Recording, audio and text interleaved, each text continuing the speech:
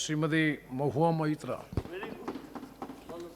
Honourable Chairman, sir, I rise today to speak against the motion and in support of the amendments moved by my party to the Honourable President's address. Far too many of our fellow citizens today languish in jail or bear the burden of judicial and police harassment simply for asking questions of this government or choosing to voice an opinion on the state of affairs in our country. So I, as a parliamentarian, garbed in parliamentary privilege, now choose to use this platform that the people have given me to ask the questions that the people want to ask and to give voice to their thoughts, so that this government may know that arresting, attacking, and repressing voices will not hold. I trust my honourable colleagues on the treasury benches will not shout me down, that you, Mr. Honourable Chairman, sir, will let me speak for the entirety of my allotted time, and that Lok Sabha TV, paid for by taxpayers' money, will not turn the screens off. The American journalist Elmer Davis's words about the United States are just as relevant to the celebration of the 72nd anniversary of the birth of our republic. That this republic was not created by cowards, and cowards will not preserve it. So today, I speak of cowardice and courage and of the difference between the two. Of those cowards who hide behind the false bravado of authority, of power, of hate, of bigotry, of untruths, and dare to call it courage. After all, this government has turned propaganda and disinformation into a cottage industry, whose biggest success is the recasting of cowardice as courage. I will lay out various instances where this government has demonstrated courage. The government claims it has shown courage to bring in a law that questions on arbitrary parameters who is or who isn't an Indian. The Citizenship Amendment Act was passed in 2019 in this House on the pretext of granting citizenship to persecuted Hindus and other minorities in neighboring countries. At the same time, it threw into an abyss of insecurity millions of Indians who had been living in this land for generations. But the rules by which this act will be implemented were not yet prepared by December 2020, according to the Ministry of Home Affairs. The deadline has yet again been extended till April 2020. If indeed this government cares so much for those persecuted in neighboring countries, why does it miss deadline after deadline to notify these rules? And meanwhile, very many of us have mustered the courage to tell the government, "Kagaz nahi dikhayenge." Trying to exert central influence over Shantiniketan, Tagore's haven, is not enough to change your colors. Only a small portion of Jana Gana Mana was adopted as our national anthem. I urge the government to read the rest of it. Maybe it will help you understand Tagore, as you call him, and Bengal a little better. My colleague, the respected floor leader of the Congress party, happened to also quote these very words. But I think repeating them over and over again would do our nation some good. Ahoraho tabo aobhan procharito shunitabo udaro bani. Hindu, Bauddha, Sikh, Jaino, Paroshik, Musolman o Christiani. Purab poshchimo ashe, tabo singhasono pashe, gahe Premohar hoy gatha, Jonogono, oikko vidhayoko joyo he. Hail unity, hail religious diversity. The courage to make India, the world's greatest democracy, into a virtual police state, whereby a single dubious complaint, both an eminent member of this House, as well as one of India's most veteran journalists, is charged with sedition. The courage to try and take over every state government by hook or by crook, whether you have won the popular mandate or not. You claimed you were wedded to constructive cooperation and cooperative federalism.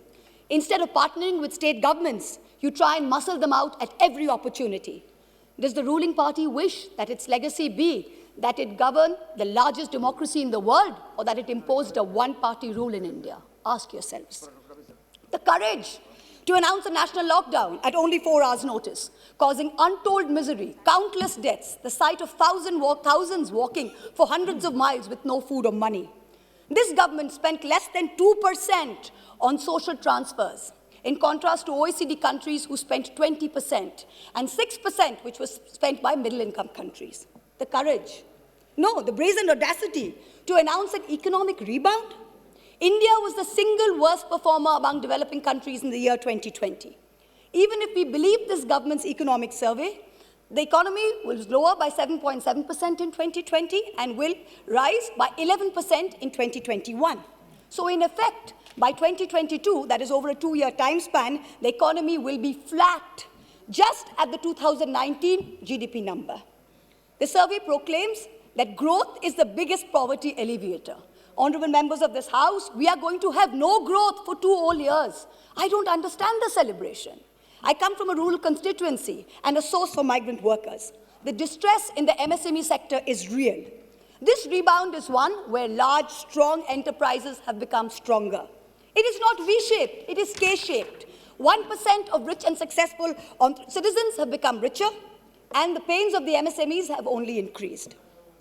The government had the courage to say that it gave 1,13,000 crores via the direct benefit transfer scheme, only to take the same money away from those very same people and the middle class in the way of increased cess on petrol and diesel. We are not a nation that is growing and sharing its wealth. We seem to be a nation that is only finding ways to share our poverty. The hype today is that post-budget, the Sensex jumped. In a country where only 6 crore people pay taxes, only 4.6% of the total population, how many do you think are invested in the Sensex that they should jump for joy when the Sensex jumps? The courage to use the official channels of the Ministry of External Affairs to respond to social media posts by an 18-year-old climate activist and an American pop star, where not even one single ministry has been deputed by this government to try and look out for the food, water, and basic sanitation needs of the farmers and their families who have been camping at the border for almost 90 days. And finally, the courage to bring in 3 farm laws when the opposition, farmers across the country, as well as the government's oldest ally, warned it was unacceptable. I wish to remind this government that India, under Prime Minister Lal Bahadur Shastri, committed 3 things to Sant Fateh Singh, the Akali leader: the creation of a Punjabi-speaking state, open-ended public procurement, and an assured return on agricultural produce. These farm laws threaten to snatch away 2 of these guarantees. These laws were arrived at without consensus, tabled without scrutiny, and rammed down this nation's throat with the brute force of the Treasury benches. They have firmly established this government's motto of brutality over morality. And everyone else in this country has been portrayed as a coward or a terrorist, from the farmers to the students to the old ladies of Shaheen Bagh. You say you have courage. You claim you have done so many things that no other government before you has done. Yes, that is true. In true fascist fashion, you have made every act of pettiness, of vengeance, of hate, of bigotry, a part of your narrative of courage. The reason no one has done it before you is not because no one had the courage, but simply because it was not the right thing to do. Has that thought ever struck you? And India's tragedy today is not just that her government has failed her, but that her other democratic pillars, the media and the judiciary, have failed her too. Lord Hayne, the Labour peer, said in the House of Lords, what is the point of being a member of Parliament, either in the Commons or in the Lords, if you don't discharge your responsibilities? And, where appropriate, use the privileges that you have in order to promote justice and liberty. So today, like a true child of Bengal, I will stand here and be courageous. Trust me, Mr. Balu, we have not lost the fighting spirit. Even though the government's spin factories will later portray it as cowardice or even plagiarism, I will lay out a few home truths by using my parliamentary privilege that guards me from charges of sedition and contempt for anything I say in this House. And Mr. Law Minister, sir, if you're present on the premises, with all due respect, this time you have neither the right to shut me up nor to try and get my words expunged from the record. The sacred cow that was the judiciary is no longer sacred.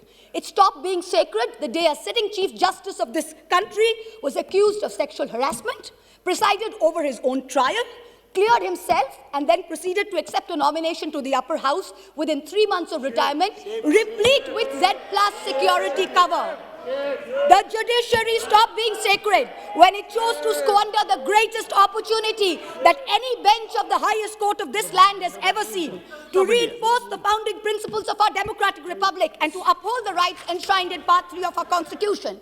One second, please. Please, Mo. He cannot discuss Please, in the House. Please, wait. And Nishikant Dubey, point of order. The ministry is on his legs. Please, 1 second, please. Yes, Minister. 352(5). 352 point of order, 352(5). Yes, Premchandran ji. She cannot discuss spin off 52 the chief ये justice, the कहता है, conduct sir, of the chief justice of India Let the minister. here, without giving the prior notice and approval of your chair.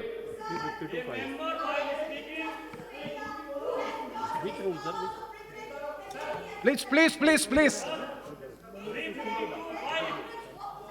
Please, It please, let- please, Honorable, Sir. please, Mahou Mitra ji, please, please, please be seated. Please, please be seated. This house is run by the rules and procedure. When a member seeks a point of order, definitely it is a right of the member. So I have to hear them and I will pass the order, pass the rulings, please. 352(5). A member while speaking shall not reflect upon the conduct of a person in high authority unless the discussion is based on a substantive motion drawn in proper items. Chief justice of India को हम लोग यहाँ discuss कर रहे हैं sir. Chief justice of India, Bharat के राष्ट्रपति ने उस आदमी को नॉमिनेट किया है, भारत के राष्ट्रपति के ऊपर डिस्कशन कर रहे हैं सर। और यदि इसी तरह से चलता रहा तो इस डेमोक्रेसी का बाजा बच जाएगा। इसीलिए कि उन्होंने राम मंदिर का judgement See. Yes, I am. Yes. Yes, please. Please, Saugat Rai ji, please.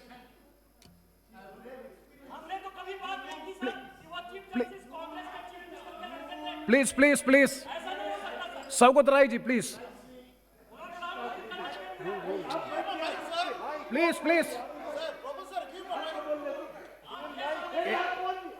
Hey, please. चार बार नहीं सर हमें Saugat Rai ji, आप सर दैट आप बोलिए ना, आप बोलिए. That member is shouting Please, please. Sir Under what rule? honorable member under 352(5). Oh, please. I am going for an explanation. When the honorable member Mahua Moitra spoke, she did not refer to any person by name. She did not mention anyone. And what? Meghwal ji आप कुछ नहीं समझते, बैठिए. Number 2, she referred to a person who was the Chief Justice. If that man would be Chief Justice now, no motion, no mention could be made against him, excepting by way of impeachment or accepting by a substantive motion. That man is a retired Chief Justice. He is not a man in high authority, and his name has not been mentioned. Not one word of what Mahua said should be expunged. I appeal to your good sense, sir, and your fair play and justice, Yes. that don't Yes, let please. this lady be stifled by the minions of this ruling party. Yes, Honorable Minister. मैं ये कह रहा था chairman साहब, ये जो माननीय सदस्य बोल रही थी, इसने सेक्सुअल हरेसमेंट का आरोप लगाया चीफ जस्टिस ऑफ इंडिया पे। ये हमारे लिए शर्म की बात नहीं है, और इस हाउस में हम डिस्कस कर रहे हैं, और सौगत राय जैसा आदमी इसको डिफेंड कर रहे हैं। ये इतने विद्वान आदमी इनको डिफेंड कर रहे हैं, ये तो शेमफुल एक्टिविटी है। आप चीफ जस्टिस ऑफ इंडिया पे सेक्सुअल हरेसमेंट का आरोप लगा रहे हैं openly. Mahou Mitra ji, please. It is a one second, one misconduct of second. the member. Let me, It is a misconduct of the member. let me pass the observation of the chair. We will go through the proceedings. If anything, it is affecting the higher authority and anything which is unparliamentary, definitely it will be looked into and it will be corrected. Please try to avoid such observations. No, sir. Sir, it is extremely important that I not only not avoid, please, sir. It is very important that I not only not avoid them, but I bring them up, because I did not accuse the honorable gentleman of sexual harassment. Please. Somebody else did. A trial happened which he presided over. Number one, let me put it on record. I did not. It is a matter of great shame that someone sitting in the Chief Justice of India's chair, to which he had been appointed by the President of India, was accused of such a horrible act. I did not do it.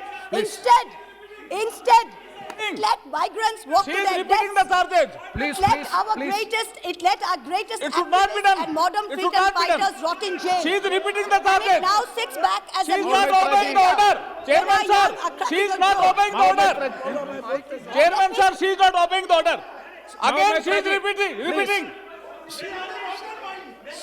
See, anything objectionable will not be there on the records. Please. Sir, Yes, yes. sir, Obeying the order of the chair also. No, anything She is again repeating the same charges. against the Chief Justice of India. Sir, is Please. it on? Sir, I have already, excuse me, sir. please, Mao Maitra ji, please be Excuse seated. me, sir. Please. Sir, you are welcome.